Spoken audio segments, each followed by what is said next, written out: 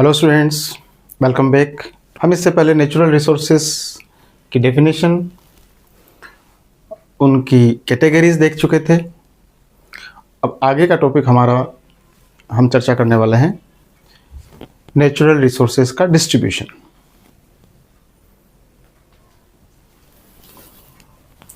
ये आपकी एनसीईआरटी की बुक है, distribution of natural resources and it's implication. ये हमको देखना है।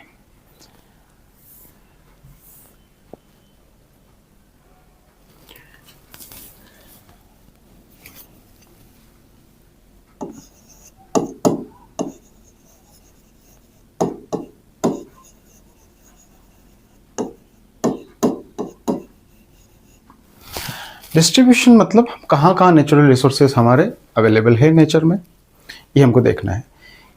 पहला क्वेश्चन ये है कि क्या सभी जगह इक्वल क्वांटिटी में नेचुरल रिसोर्सेज हमको मिलते हैं। नेचुरल रिसोर्सेज में हम क्या बात कर रहे हैं, चाहे आप फॉरेस्ट ले लीजिए, चाहे मिनरल्स ले लीजिए, चाहे और जितने भी वाटर या और जो भी अवेलेबल है नेचुरल रिसोर्सेज। तो क्या आंसर है इसका? नहीं। नेचर में, लैंड पे या अर्थ पे नेचुरल रिसोर्सेज सभी जगह इक्वल मात्रा में अवेलेबल नहीं है। आप देखेंगे पर्टिकुलर जगह पर ही आपको मिनरल्स की, माइंस की खाने मिलेगी, माइंस मिलेगी मेटल्स के लिए। और फॉरेस्ट आप देखेंगे तो भी पर्टिकुलर कहीं और कहीं डेंस फॉरेस्ट मिलेंगे, कहीं बिल्कुल फॉरेस्ट नहीं मिलेंगे। पानी आप देखेंगे तो डेजर्ट रीजन में पानी की आपको कमी मिलेगी, लेकिन कुछ एरिया ऐसे हैं जहाँ बहुत पानी है, कोस्टल रीजन में बहुत पानी है, या जहाँ बहुत ज़्यादा बारिश होती, नॉर्थ ईस्ट में देख लीजिए, या और कहीं जैसे कोस्टल रीजन के अलावा वेस्टर्न घाट और ये वाला इंडिया का रीजन देखें तो उसमें बहुत ज़्यादा मिलेगी। तो हमारा क्या मीनिंग है कि डिस्ट्रीब्यूशन इक्वल नहीं है, राइट? इक्वल डिस्ट्रीब्यूशन नहीं है। अब हम इसका एग्जांपल भी अगर देखें कि डिस्ट्रीब्यूशन हम इंडिया के कॉन्टेक्स्ट में बात करें, इंडिया के कॉन्टेक्स्ट में आप बात करेंगे तो इंडिया का, साउथ इंडिया का हम मैप ड्रॉ करें अगर, तो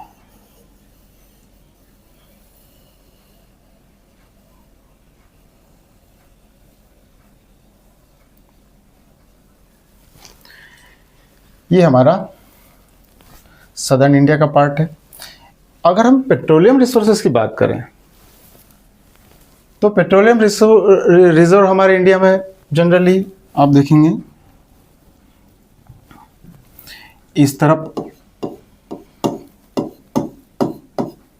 या फिर इधर एक्सट्रीम आसाम के रीजन में, इधर आपका पेट्रोलियम रिजर्व मिलेगा आपको। ऐसा नहीं कि सभी जगह पेट्रोलियम रिजर्व मिल रहा है। राजस्थान में भी कुछ जगह फाइंड आउट हुआ है, अभी निकल रहा है काफ़ी अच्छी खासी क्वांटिटी में। सेकंड स्टेज पे, सेकंड उसकी पोजीशन है इंडिया में पेट्रोलियम प्रोडक्शन में। ये इधर अंकलेश्वर, बॉम्बे हाई, ये इस तरीके की चीज़, ये इधर नरकटिया और ये सारी आपको पेट्रोलियम की इधर रिजर्व मिलेंगे आपको। डिगबोई जिसमें रिफाइनरी वगैरह है। और दूसरी चीज़ें देखें, अगर आप आयरन रिजर्व देखें, मैप में भी देखेंगे हम, अभी जो आपकी एनसीईआरटी की बुक में क्या दिए वो भी देख लेंगे हम लोग। तो इसमें भी आयरन बेल्ट आपको मिलेगी। ये वाला जो रीजन है या फिर ये वाला रीजन है, इसमें जैसे चित्रदुर्गा, बेल्लारी, ये सब इस कर्नाटका वाला रीजन आ जाता है।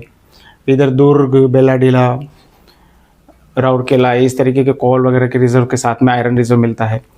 तो फॉरेस्ट, यही बात अगर हम फॉरेस्ट के कॉन्टेक्स्ट में देखें तो फॉरेस्ट भी हमको डेंस फॉरेस्ट मिलेंगे इधर वेस्टर्न घाट में, या इधर ईस्टर्न घाट में, या फिर इधर नॉर्थ ईस्ट रीजन में आपको डेंस फॉरेस्ट मिलेंगे, फिर हिमालय रीजन में मिलेंगे। ये अगर हम और कहीं देखेंगे तो उतनी क्वांटिटी में, इतना डेंसिटी में हमको फॉरेस्ट नहीं मिलेंगे।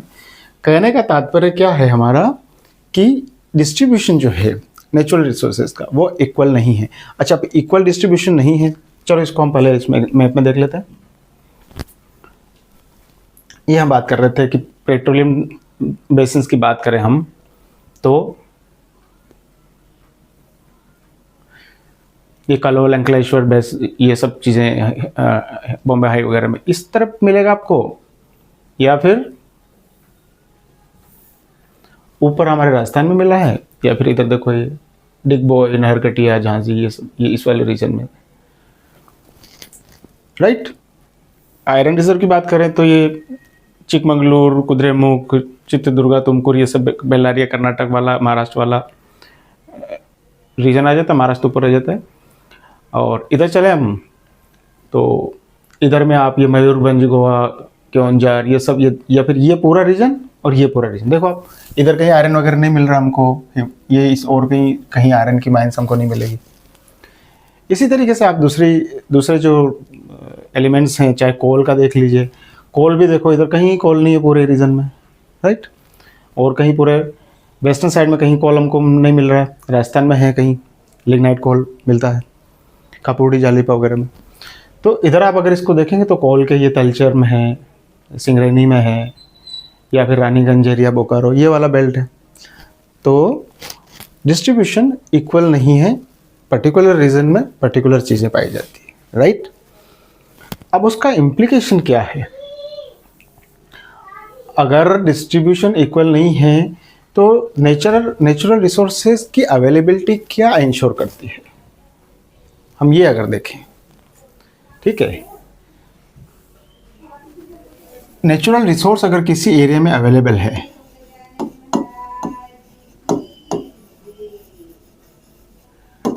है तो उसका क्या इम्पैक्ट होता है? उसका इम्पैक्ट ये होगा कि उस रीजन में इंडस्ट्रियलाइजेशन होगा।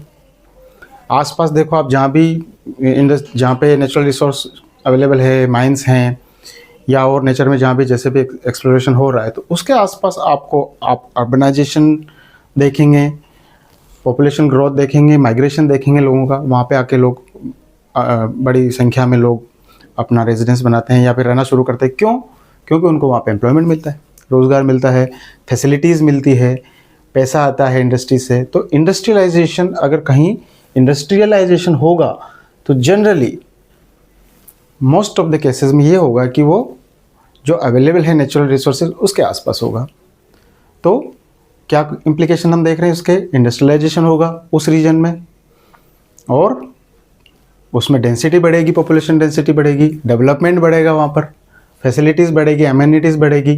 जब लोग रहेंगे, एम्प्लॉयज़ रहेंगे, वर्कर्स रहेंगे, तो उनके लिए फैसिलिटीज़ भी बढ़ानी पड़ेगी, ट्रेड बढ़ेगा, इंडस्ट्री बढ़ेगी। इसके साथ में लोगों की इकोनॉमिक एक्टिविटीज़ बढ़ेगी। उस रीजन में आप लोगों को छोटे मोटे ट्रेड जो है, ट्रेडर्स हैं, वो अपना आके बिजनेस करना स्टार्ट करेंगे, राइट। डेवलपमेंट में रोड बनेंगे और दूसरी फैसिलिटीज़ बनेगी, इंफ्रास्ट्रक्चर डेवलपमेंट होगा, ये सब चीज़ें। ट्रेन चलना स्टार्ट हो जाती है तो कम्युनिकेशन बढ़ता है लोगों का, एजुकेशन बढ़ता है, एजुकेशन स्टैंडर्ड बढ़ते हैं, एजुकेशन इंस्टीट्यूशंस बढ़ते हैं, और इसके साथ में एसोसिएटेड जो भी चीज़ें, ट्रेड एक्टिविटीज़ जो हैं या फिर इकोनॉमिक एक्टिविटीज़, वो भी होती है। लेकिन ये तो हो गया एक पक्ष। हर सिक्के के दो पहलू होते हैं। इस चीज़ की वजह से क्या सब अच्छा ही अच्छा होता है? नहीं, कुछ बुरा भी होता है। मीन्स हर चीज़ की, एवरीथिंग बियर्स इट्स कॉस्ट। अब कॉस्ट क्या पे करनी पड़ती है? इंडस्ट्रियलाइजेशन हो गया या और जो भी हमने चीज़ें देखी, पॉपुलेशन ग्रोथ हो गई, अर्बनाइजेशन हो गया। अगर हम इसको चलो लिख लेते हैं, इसको अवेलेबल है तो क्या हो जाएगा? इंडस्ट्रियलाइजेशन होगा। इंडस्ट्री लगेगी वहाँ पे, कोल माइन है आसपास तो कोल के लिए, या फिर आयरन है तो आयरन प्रोसेसिंग यूनिट्स लग जाएगी। इसके एग्जांपल्स आप देख सकते हैं, इधर स्टील यूनिट्स वगैरह लग जाएगी, और भी मेटल इंडस्ट्रीज लग जाएगी उसमें, राइट। तो इंडस्ट्री अगर लग रही तो इंडस्ट्री में फिर उसकी वजह से क्या होगा?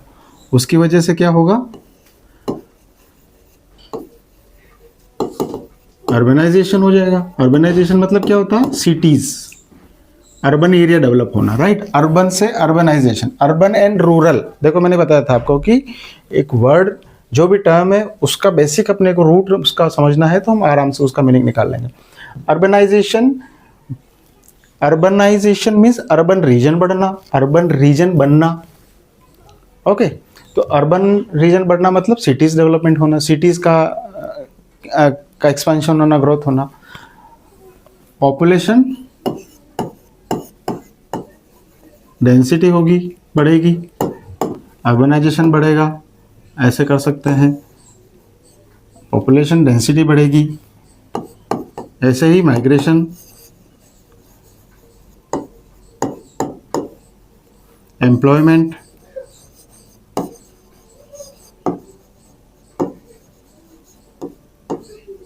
और अर्बनाइजेशन होगा तो एमिनिटीज बढ़ेगी, सोशल एमिनिटीज जैसे स्कूल्स, हॉस्पिटल्स, कम्युनिटी सेंटर्स वगैरह सब बढ़ेंगे, राइट। ऐसा ही इंफ्रास्ट्रक्चर डेवलपमेंट होगा,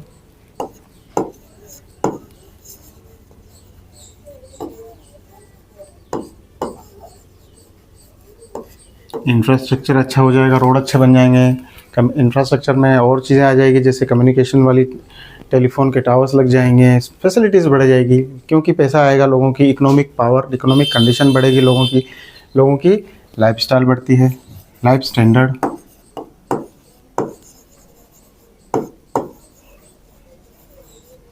लिविंग स्टैंडर्ड ना, लाइफ स्टैंडर्ड या लिविंग स्टैंडर्ड बढ़ेगा लोगों का। इन सब चीज़ों का रीज़न क्या है? Availability of natural resource. Basic सबसे पहले रूट काज में जाएंगे तो क्या है, इंडस्ट्री क्यों लग रही, मेनली उसी वजह से लग रही। ये सारे उसके इम्प्लीकेशन हम देखते हैं। ये हो गए पॉजिटिव इम्प्लीकेशंस। अब क्या कुछ नेगेटिव चीज़ें भी होती है? ऑफ कोर्स होती है, इसको हम पॉजिटिव इम्प्लीकेशन में लेंगे।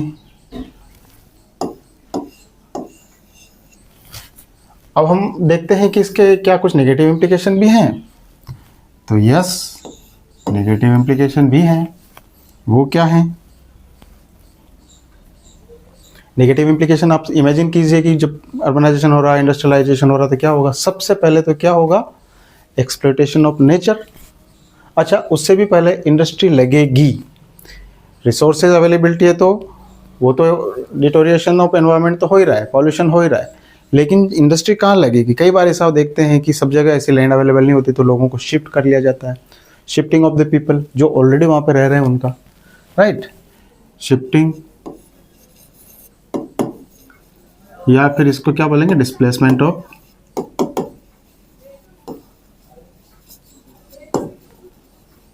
डिस्प्लेसमेंट किसका?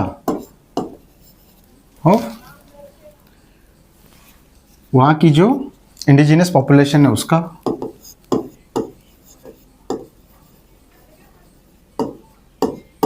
राइट।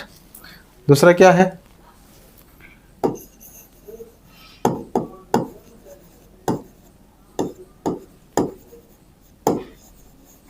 एनवायरनमेंट का एक्सप्लॉयटेशन होता है।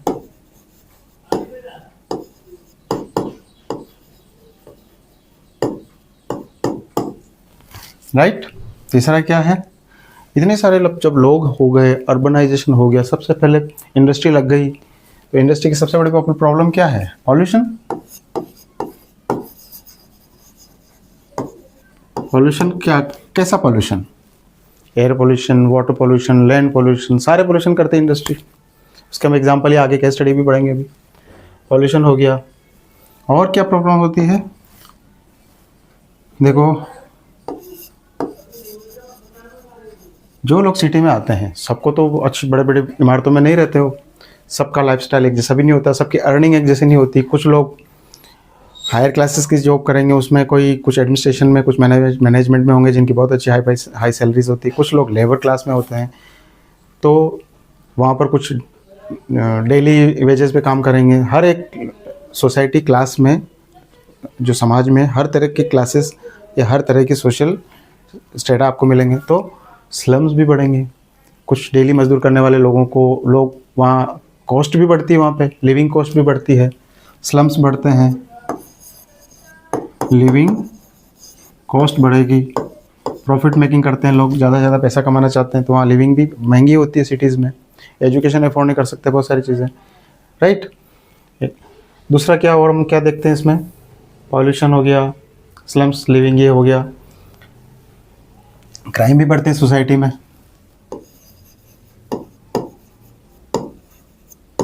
क्राइम्स बढ़ेंगे। तो ये सारी चीज़ें, डिफोरेस्टेशन हमने बोला, जैसे नेचर का डिग्रेडेशन, उसमें डिफोरेस्टेशन अलग से भी लिख सकते हो।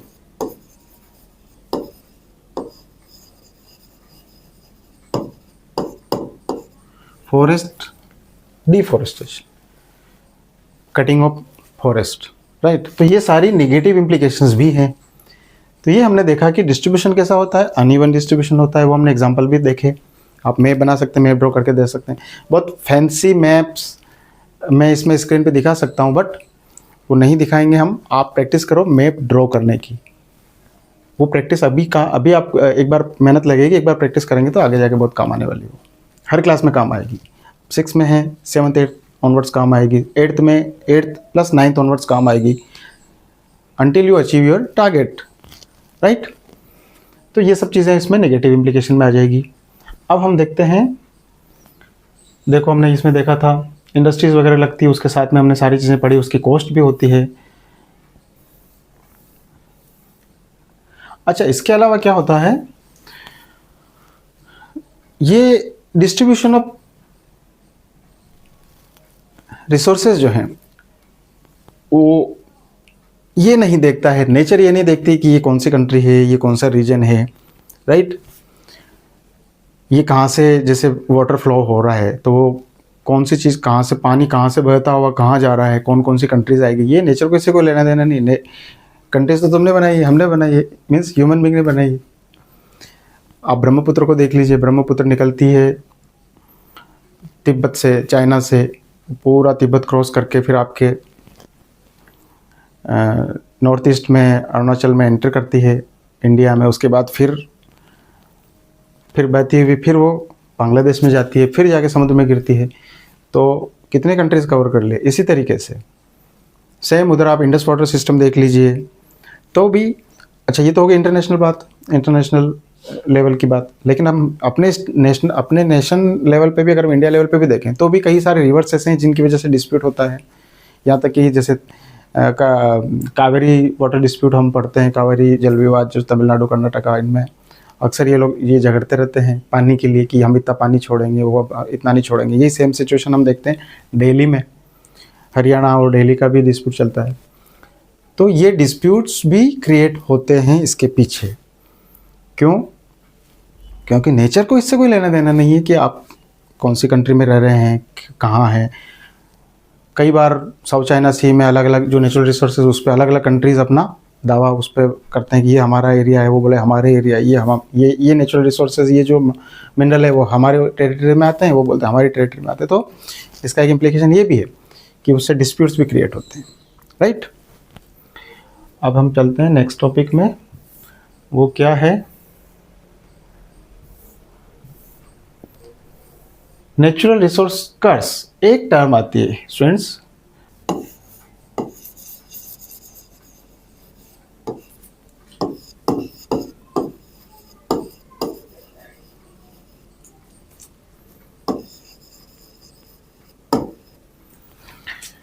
कर्स मतलब क्या?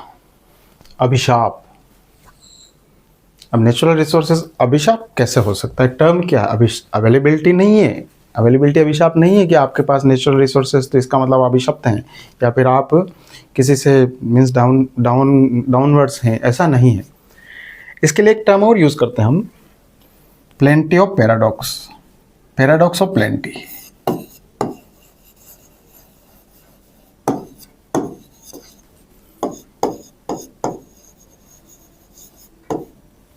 कुछ समझ में आ रहा है? प्लेंटी मतलब बहुत ज़्यादा, पैराडॉक्स मतलब बहुत ज़्यादा है, तो फिर कन्फ्यूज़न क्या है, फिर कॉन्ट्राडिक्शन किस चीज़ का है? ये कॉन्ट्राडिक्शन तब क्रिएट होता है कि आपके पास कहने को रिसोर्सेज तो बहुत ज़्यादा हैं, लेकिन आप फिर भी आप बॉटम पे हो। Getting my point? क्या मतलब समझ में आया आप यहाँ तक? आपके पास नेचुरल रिसोर्सेज होते हुए भी आप गरीब हैं, आप कमज़ोर हैं। उस सिचुएशन में ये टर्म यूज़ होती है कि नेचुरल रिसोर्सेज कर्स। ऐसा कैसे हो सकता है? हमने देखा था रिसोर्स बनने के लिए क्या कंडीशंस हमने 3 देखी थी, रिमेंबर, रिकॉल, अभी रिकॉल करो आप। पहली क्या थी? Right, technologically accessibility. दूसरा क्या था? बोलो आप अपने साथ में रिपीट करो मेरे साथ। इकोनॉमिकल वायबिलिटी थी। तीसरा क्या था? Culturally acceptance.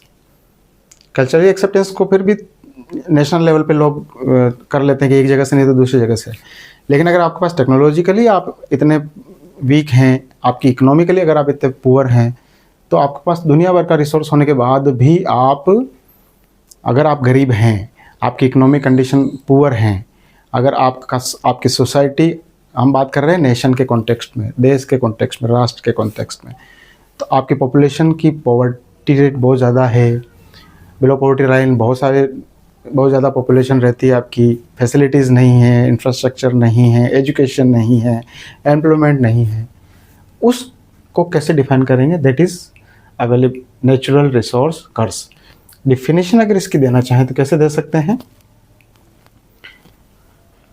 मैं सिर्फ समझाने के हिसाब से इसको पूरी नहीं उसको बताऊंगा आपको, आप देख लेना, लिख लेना। Abundance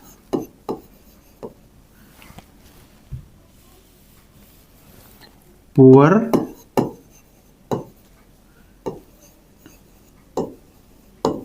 economic condition in spite of availability of natural resources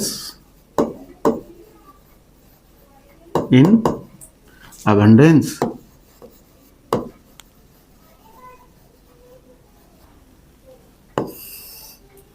ये 3 वर्ड जो हैं,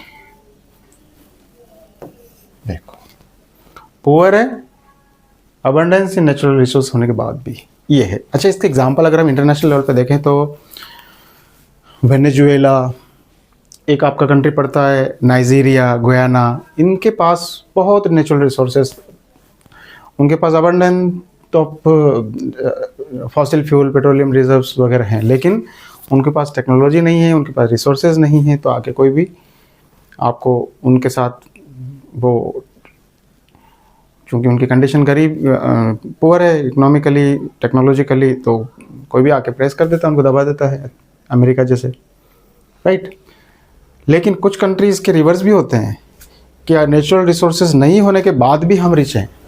किस बेस पे? टेक्नोलॉजी। वही चीज़ें टेक्नोलॉजी, एजुकेशन के बेस पे। जैसे साउथ कोरिया के पास नेचुरल रिसोर्सेज बहुत ज़्यादा नहीं है, जापान के पास भी नहीं है उतने एज़ कम्पेयर टू हम इनको देखें तो हांगकॉन्ग के अलावा सिंगापुर जो हो गया, हांगकॉन्ग तो छोड़ दीजिए। तो ये कुछ ऐसे रीजन है जहाँ पे नेचुरल रिसोर्स नहीं होने के बावजूद भी वो रिच।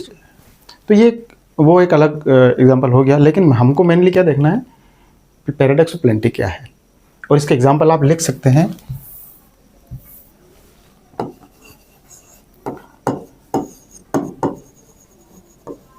इक्वेडर गुयाना है, और एक नाइजीरिया है,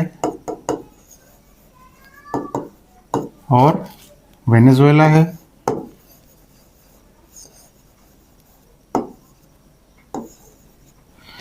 राइट।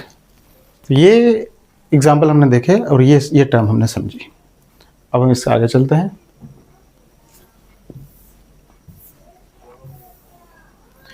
अब आती है बात नेचुरल रिसोर्सेज। हमने देखा, हमने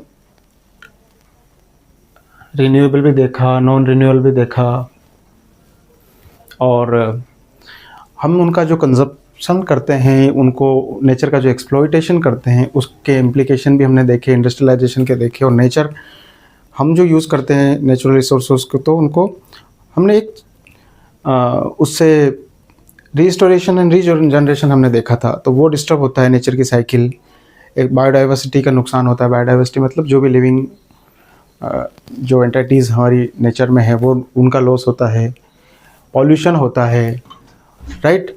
और पॉल्यूशन की वजह से फिर बैड हेल्थ इम्पैक्ट होते हैं। इन सब चीज़ों, नेचर का अपने आप जो है, अपना खुद का जो एक एनवायरनमेंट है वो डिस्टर्ब होता है। तो ये चीज़ें हमने देखी थी। रिस्टोरेशन, रीजनरेशन जो है वो क्या करता है, एक पर्टिकुलर टाइम लेता है, राइट। हमने शिफ्टिंग एग्रीकल्चर में भी देखा था कि ऐसा नहीं कि आज आपने छोड़ा और कल ऐसे मैजिक चुटकी बजाए हो गया, ऐसा नहीं। Nature takes its time. Nature जो रिस्टोर करता है या रीजनरेट करता है, तो हम जो एक्सप्लॉइट कर रहे हैं उससे ये साइकिल जो होती है वो ब्रेक हो जाती है, डिस्टर्ब हो जाती है। तो अब हमारी इसका क्या इम्पैक्ट होगा, नेचुरल रिसोर्सेज डिग्रेड होते जाएंगे, डिप्लीट होते जाएंगे। और अगर हम फास्ट स्पीड से अगर डिप्लीट हो रहा है और बंद स्लो रहा है, तो एक दिन क्या हो जाएगा, ख़त्म हो जाएगा, या फिर वो पूरा गड़बड़ा जाएगा, सारा सिस्टम हमारा, सारा इकोसिस्टम गड़बड़ा जाएगा। तो हमारी क्या रिस्पॉन्सिबिलिटी है, हमने कल भी पिछले लेक्चर में भी बात की थी कि एक ट्री अराउंड 275 लीटर जो है वो ऑक्सीजन रिलीज़ करता है, और हम कंज्यूम करते हैं अराउंड मैच्योर पर्सन 350 के अराउंड। तो लगभग हम एक आदमी अगर एक पेड़ लगा देता है तो वो उसका कंपनसेशन हो जाता है। हम काफ़ी हद तक जो धरती माता के जो ऋणी हैं, नेचर के जो ऋणी हैं, उससे हम हमारा कंट्रीब्यूट कर सकते हैं। तो बात वही आ रही कि अगर हम सिर्फ लेते ही रहेंगे तो वहाँ हमारी जिम्मेदारी आ जाती है कि हम एक सस्टेन्ड वे में यूज़ करें। आज हम अगर ओवर एक्सप्लॉइट कर लेंगे तो क्या कल आने वाले टाइम में आने वाली जनरेशन्स हैं उनको नेचुरल रिसोर्सेज मिलेंगे? Think about this. आज आप हैं जिस स्टेज में हैं, हम एक एस्टिमेशन के अकॉर्डिंग 50 साल का रिजर्व हमारे पास कोयले का बचा है। अगर हमने उसको ख़त्म कर दिया, उसके बाद कोयला कहाँ से आएगा? ऐसा तो नहीं, मिलियंस ऑफ ईयर्स लगते हैं। तो हमारी यहाँ पर आगे क्या रिस्पॉन्सिबिलिटी, सिर्फ कोयला नहीं, पेट्रोलियम नहीं, और जितने भी रिसोर्सेज हैं उनको हम लेजिटिमेट जुडिशियल यूज़ करें। जुडिशियल यूज़ मतलब एक दायरे में रह के ऑप्टिमम वेस्टेज नहीं करें। ये चीज़ें हमारी रिस्पॉन्सिबिलिटी आ जाती है। इसके हम एग्जांपल के तौर पे हम देखते हैं कि जैसे ग्राउंड वाटर है, ग्राउंड वाटर रिचार्ज होता है, हर साल बारिश होती है, वो पानी ज़मीन में उतरता है, और वो मैक्सिमम पानी कहाँ है, हमारा समुद्र में। ग्राउंड पे तो बहुत कम परसेंट है। तो वो अगर हम ग्राउंड के पानी का अगर बार ओवर यूज़ करेंगे, उसको ओवर एक्सप्लॉइट करेंगे, तो उसका लेवल क्या होता जाएगा, नीचे होता चला जाएगा। और रीजनरेशन हो रहा है, एक तरफ नेचर में बारिश हो रही है एवरी ईयर, लेकिन उससे जितना रिचार्ज हो रहा है हमारे वाटर रिसोर्सेज, उससे ज़्यादा हम एक्सप्लॉइट कर रहे हैं। तो क्या हो जाएगा, पानी का लेवल बहुत नीचे चला जाएगा, हमारी एग्रीकल्चर इफेक्ट होगी, ड्रिंकिंग वाटर, लोगों को पानी नहीं मिलेगा पीने को, एग्रीकल्चर में, इंडस्ट्री में, राइट। तो उससे फिर सोशल प्रॉब्लम्स क्रिएट होगी। इसी तरीके से फर्टिलाइज़र्स का, केमिकल फर्टिलाइज़र्स का, पेस्टिसाइड्स का, दवाइयों का, और दूसरे जो पॉल्यूशंस हैं केमिकल्स का, उनका यूज़ होता है। तो उनका यूज़ होने की वजह से भी नेचर डिग्रेड होता है, पानी गंदा होता है। हमारी नदियाँ, तालाब या जो लैंड है वो पॉल्यूशन की वजह से वो इनफर्टाइल हो जाती है, पेड़ सूख जाते हैं, जंगल ख़त्म हो जाते हैं। तो ये सब चीज़ें किसकी वजह से हो रही, ओवर एक्सप्लॉइटेशन की वजह से हो रही है, राइट। इसमें over exploitation of ground water, एक पंजाब की केस स्टडी इसमें आती है। इसमें अगर हम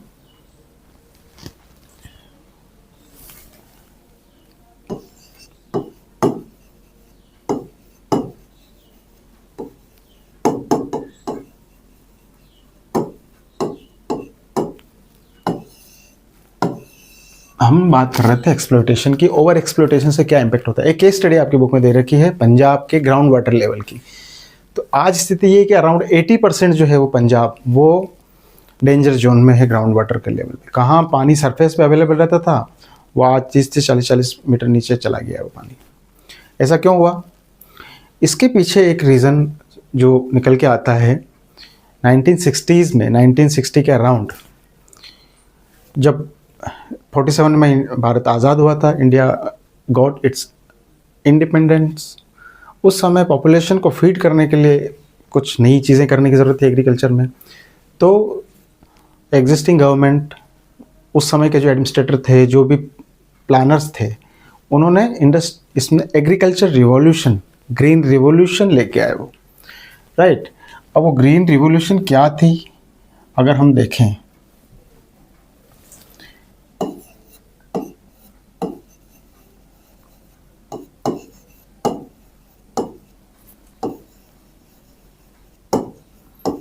ग्रीन रिवॉल्यूशन में क्या किया गया, एक पर्टिकुलर जो इरिगेशन वाला जो एरिया था, जैसे पंजाब, हरियाणा, वेस्टर्न यूपी, उस रीजन में इसको लागू किया गया, इम्प्लीमेंट किया गया, जिसमें पहली चीज़ यूज़ की गई हाई यील्डिंग वैरायटी सीड्स। एक तो हाइब्रिड सीड्स यूज़ किए गए वहाँ पे उस समय, दूसरा फर्टिलाइजर्स एंड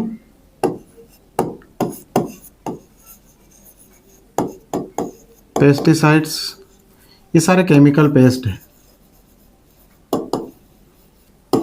राइट।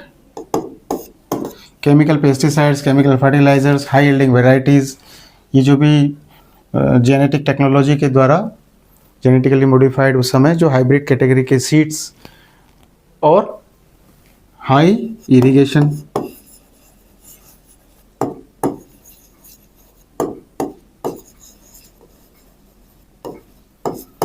इन सब की वजह से क्या हुआ, वहाँ पर पंजाब में, हरियाणा में, उधर क्या हुआ, फर्टिलिटी जो थी लैंड की वो डिग्रेड हुई, केमिकल सब जगह यूज़ होने लग गए, हाई यील्डिंग सीड्स आ गए। हालांकि इससे क्रॉप तो बढ़ी और काफ़ी हद तक स्टार्वेशन को कंट्रोल करने में भी हेल्प मिली, लेकिन उस लैंड की क्वालिटी जो थी वो, चूंकि केमिकल पेस्टिसाइड डाल रहे हो आप, केमिकल फर्टिलाइजर डालो जैसे यूरिया, डीएपी वगैरह, तो वो उससे क्या हुआ कि लैंड की क्वालिटी घट गई, लैंड में केमिकल अवेलेबिलिटी बढ़ गई।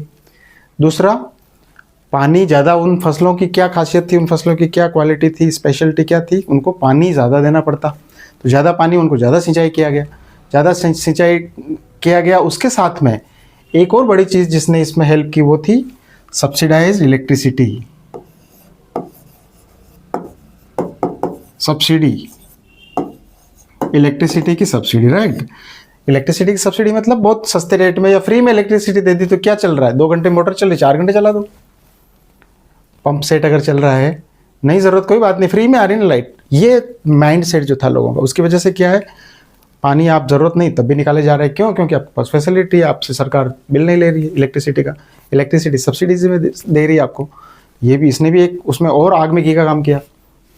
तो इन सब चीज़ों की वजह से पंजाब में क्या हुआ, पंजाब की ग्राउंड वाटर की स्टडी की तो उसमें बहुत ज़्यादा डिग्रेडेशन हो गया। आज अराउंड 80% जो है पंजाब, वो उसका जो उसके जो वाटर सेक्टर, वाटर जो बेल्ट है उसके, या ब्लॉक्स है, वाटर ब्लॉक्स, वो डेंजर जोन में है, रेड लाइट में आपको नजर आएंगे, रेड कलर में आपको नजर आएंगे। तो ये केस स्टडी किस चीज़ पे इंडिकेट कर रही, over exploitation of natural resources. We are studying और we are talking about natural resource, everything is centralised to और everything is based on natural resources and their use. तो ये ओवर यूज हो गया। Got my point, right. ये पंजाब का हमने देखा एग्रीकल्चर की वजह से, ग्रीन रिवॉल्यूशन की वजह से, राइट। एक स्वामीनाथन थे डॉक्टर, उन्होंने इस चीज़ को स्टार्ट किया था, ग्रीन रिवॉल्यूशन। आपसे पूछे तो उसके पॉजिटिव इम्पैक्ट और नेगेटिव इम्पैक्ट का क्वेश्चन पूछ सकते हैं आपसे। अगर पूछते हैं तो पॉजिटिव इम्पैक्ट्स में आप बहुत सारे लिख सकते हैं कि क्या क्या फ़ायदे हुए। प्रोडक्शन बढ़ा, वहाँ से लेके क्रॉप प्रोडक्शन बढ़ा, फूड सप्लाई बढ़ी, लेकिन ये लिमिटेड तक ही, लिमिटेड सीड्स, ये मेनली व्हीट और राइस और इन्हीं तक कम ये लिमिटेड थी। बाकी जो पल्सेस वगैरह है वो सब, इसीलिए पल्सेस का प्रोडक्शन सब लोग उधर वही बोने लग गए, तो पल्सेस का प्रोडक्शन घट गया, राइट। हमने बात की थी कि 80% ऑफ एरिया जो है कहाँ का, पंजाब का, वो आप पंजाब का मैप देखें, अराउंड इस तरीके से आपका ओवर एक्सप्लॉइटेड रीजन में आता है। ये इधर ये वाला रीजन इसलिए मे बी ड्यू टू यहाँ से इंदिरा गांधी कैनाल और ये सब, गंगा कैनाल, ये सब इनकी वजह से भी ये हो सकता है। अब आगे बढ़े हम। इसी तरीके का एक केस आता है सीमेंट का, राइट। एक हमने क्या एग्जांपल देखा, ग्राउंड वाटर इरिगेशन का हमने एग्जाम्पल केस स्टडी देखा, ओवर एक्सप्लॉयटेशन का। दूसरा इंडस्ट्री, इसका जो इम्पैक्ट होता है इंडस्ट्री, तो सीमेंट इंडस्ट्री,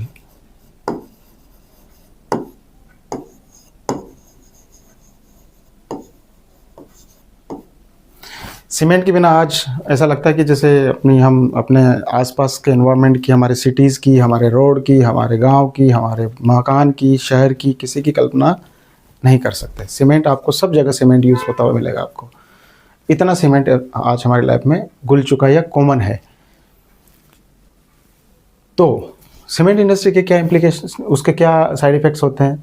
सीमेंट बहुत फाइन, उसमें जिप्सम और सैंडस्टोन और ये इस तरीके की चीज़ें पीस के, पत्थर और पीस के इस तरीके के उसमें मिक्स करके कंपोजिशन में उसमें उसको बनाया जाता है। तो अब बात ये आती है कि cement industry most polluting industry में काउंट होता है।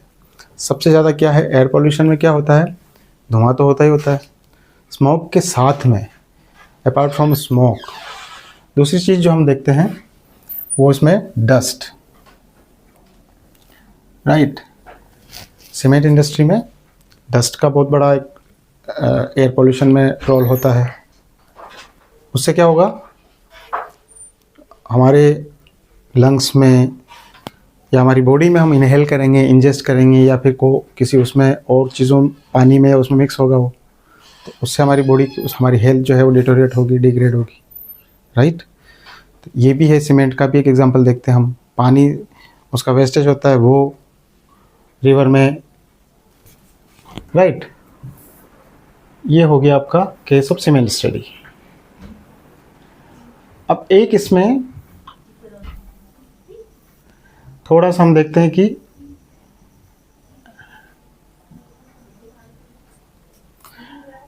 क्या हम इसको इससे हम बच सकते हैं, क्या हम इसको मिनिमाइज कर सकते हैं। तो प्लांट के लिए, ट्री के लिए हम हमारे एंशिएंट टाइम से ही हमारे पास ऐसे रिसोर्सेज थे, या फिर हमारे पास रिसोर्सेज मीन्स हमारे पास इतना नॉलेज था। एक वृक्षा आयुर्वेद करके एक बॉटनिकल एंशिएंट साइंस एक सब्जेक्ट आता है, वृक्ष प्लस आयुर्वेद। वृक्ष मतलब क्या होता है, ट्रीज, प्लांट्स, और आयुर्वेद मतलब साइंस और हेल्थ। तो वो उसमें सारी चीज़ें मेंशन की हुई रहती है। उसमें एक उसका एग्जांपल है, कंपोजिशन मिलता है सूरपाला का। उन्होंने भी एक वृक्ष आयुर्वेद के नाम से बुक लिखी थी अराउंड 10th सेंचुरी में, 900 कुछ में।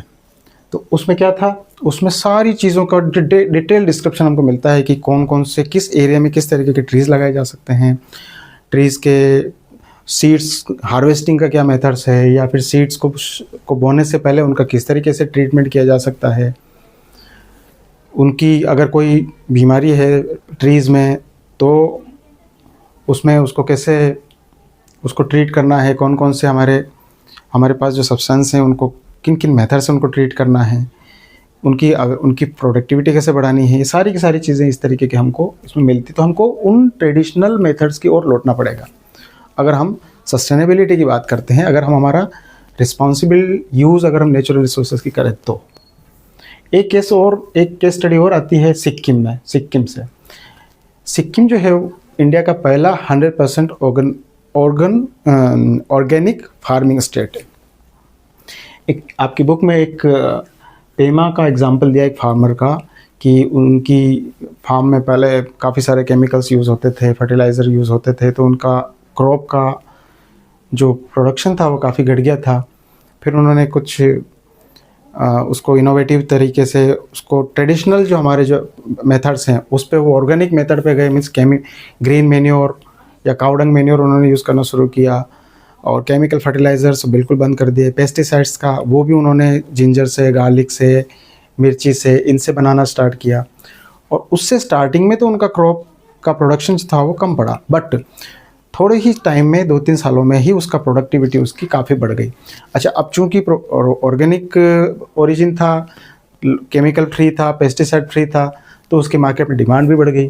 तो वो कुछ टाइम बाद ही, कुछ 1 सालों में ही, 1-2 सालों में ही, 3 सालों में ही वो अपने उनका जो क्रॉप प्रोडक्शन था उसको प्रीमियम रेट पे बेच पाए। प्रीमियम रेट मतलब हायर रेट पे। अगर कोई चीज़ 100 रुपीज़ बिक रही है पर केजी, तो वो 150 देने को लोग रेडी थे, क्योंकि सब त्रस्त थे, सब तंग है इस पॉल्यूशन से। तो ऑर्गेनिक प्रोडक्ट जो है आपको सब जगह मिल जाएंगे, आज अवेलेबल है।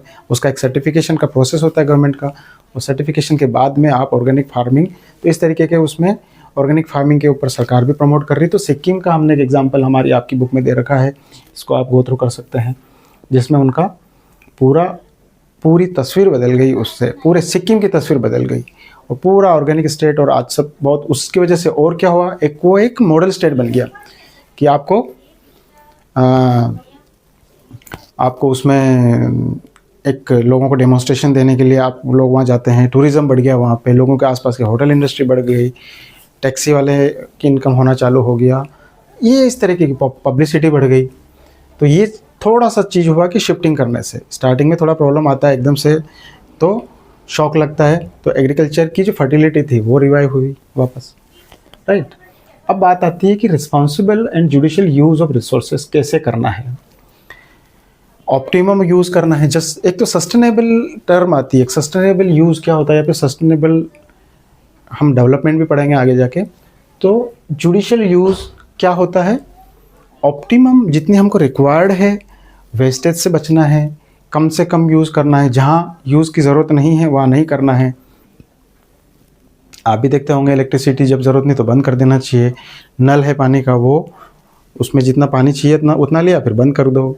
इस तरीके से हम लोग प्लास्टिक का बहुत ज़्यादा यूज़ करते हैं, वो भी हमारे लिए बहुत, हमारे नेचर के लिए बहुत ही नुकसानदायक है, वेरी हार्मफुल। तो इस तरीके से जुडिशियस यूज़ हमको उसका करना पड़ेगा ताकि हम उसको आगे वाली जनरेशन को भी ले जा पाएँ। तो सस्टेनेबल क्या होगा, इस फॉर्म में तरीके से इस मेथड के साथ हमको यूज़ करना है कि हमारा प्रेजेंट में भी काम चल जाए और फ्यूचर जनरेशन भी कंप्रोमाइज़ नहीं हो। फ्यूचर जनरेशन के स्टेक पे हमको डेवलपमेंट नहीं करना है, या फिर हमको आज उसको रिसोर्सेज को आज हमारे पास अवेलेबल है तो हम ख़त्म कर दें, बस ऐसा नहीं। आने वाली जनरेशन्स के लिए भी हमारी रिस्पॉन्सिबिलिटी है, तो उनको ध्यान में रखते हुए हमको इन सबको यूज़ करना है। और एक हम इसमें 3R पढ़ते हैं।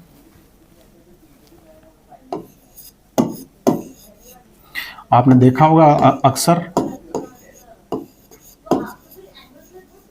Reduce, reuse and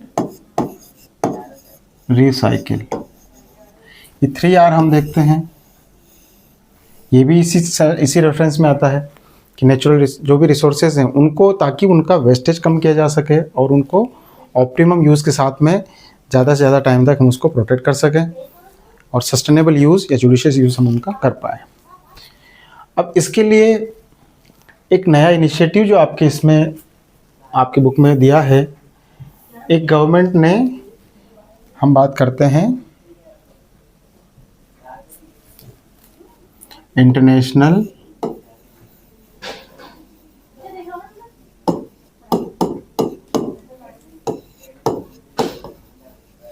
solar alliance, नाम आपने सुना होगा अगर आपको करंट की बुक आप पढ़ते हैं या फिर कहीं मैगजीन्स पढ़ते हैं तो आपकी बुक में भी ये दे दी ये चीज़, ISA। ये हमारा एक बहुत सिग्निफिकेंट कंट्रीब्यूशन है इस वर्ल्ड को ऑर्गेनाइजेशनल लेवल पर, कि इंडिया ने इनिशिएट करके हम हमेशा नेचर को प्रमोट करते हैं, हम हमेशा नेचर को फॉलो करते हैं, नेचर को पूछते हैं, राइट। तो हम जब एनर्जी के सोर्सेज की बात करते हैं कि एनर्जी के सोर्सेज जैसे नॉन रिन्यूएबल से रिन्यूएबल पे हमको आना है, तो नॉन रिन्यूएबल जैसे फॉसिल फ्यूल हो गया, कोयला, पेट्रोलियम, नेचुरल गैस, CNG, ये सब, इन सब से हमको शिफ्ट करके किधर आना है, जो एयर है, वाटर है, विंड है, सन है। तो हमारे देन गवर्नमेंट, ये बात है 2015 में नवंबर मंथ में हमारे honourable prime minister of India और प्रेसिडेंट ऑफ फ्रांस, कौन थे हमारे, PM मोदी जी,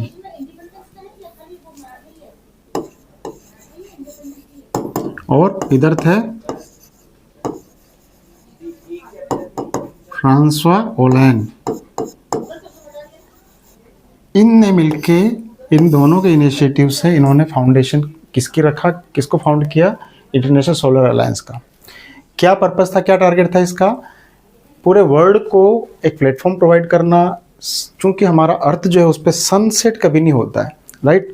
एक तरफ सनराइज होगा, दूसरी तरफ सनसेट होगा, दूसरी तरफ सनसेट हुआ तो दूसरी तरफ सनराइज हो जाएगा। कभी न कभी आधी पृथ्वी हमेशा चमकती रहती है। तो क्यों ना एक पूरी दुनिया का एक ऐसा अलायंस बना लिया जाए कंट्रीज़ का, जहाँ पे मेनली जहाँ पर सनलाइट अच्छी रहती है। जनरली इक्वेटोरियल रीजन की जो बात करें हम, इस रीजन में